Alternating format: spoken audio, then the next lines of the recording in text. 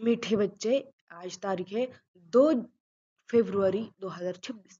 आज बाप दादा क्या कहते हैं? शिव भगवान आज कहते हैं कि मीठे बच्चे, तुम मुझे याद करो और प्यार करो, क्योंकि मैं ही तुम्हें सदा सुखी बनाने आया हूँ। है ना? मतलब बाबा क्या कहते हैं? सिर्फ बाप को याद करना है और प्यार करना है, क्योंकि बाबा ही हमें सुखी रखेंगे और कोई नहीं। प्रश्न पूछा, जिन बच्चों से गफलत होती रहती है, उनके मुख से कौन से बोल स्वतः निकल जाते हैं? है ना? तो उसका उत्तर बता, तकदीर में जो होगा वह मिल जाएगा, स्वर्ग में तो जाएंगे ही। बाबा कहते हैं, यह बोल पुरुषार्थी बच्चों के नहीं, उच्च मर्तबा पाने का ही पुरुषार्थ करना है। जब बाप आए हैं उच्च मर्तबा देने, तो गफलत मत करो।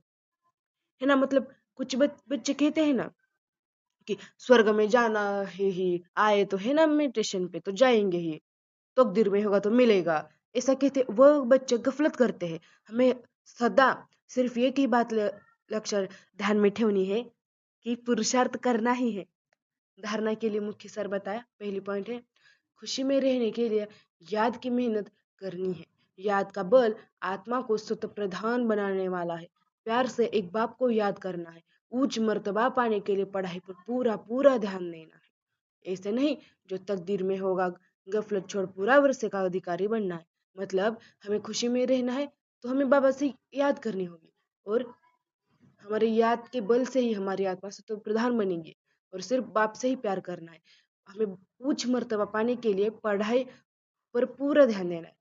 ऐसा ऐसा नहीं कहना कि तकदीर में होगा तो मिलेगा।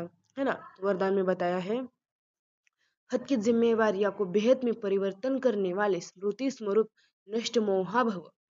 तो नष्ट मोहा बनने के लिए सिर्फ अपने स्मृति स्वरूप को परिवर्तन करो। मोह तब आता है जब यह स्मृति रहती है कि हम गृहस्थी है, हमारा घर हमारा संबंध है।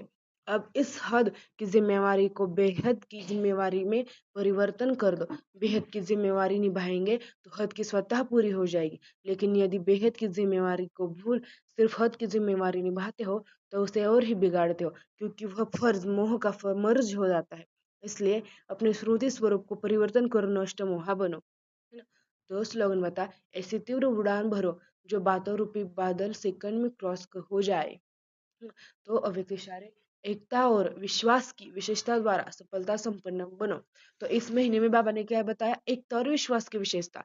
तो किसी भी कार्य की सफलता की दो श्रेष्ठ भुजाएं हैं, आपसी विश्वास और दो एकता, जहाँ संगठित रूप में सभी की एकमत है, आपस में एक दो के प्रति विश्वास है, वह सफलता गले का हार है। संस्कार भिन्न भिन्न है और रहेंगे भी, लेकिन अगर कोई का संस्कार टकराने वाला है तो दूसरा ताली नहीं बजावे, हर एक अपने को चेंज कर ले, तो एकता कायम रह सकते है ना। ओम शांति।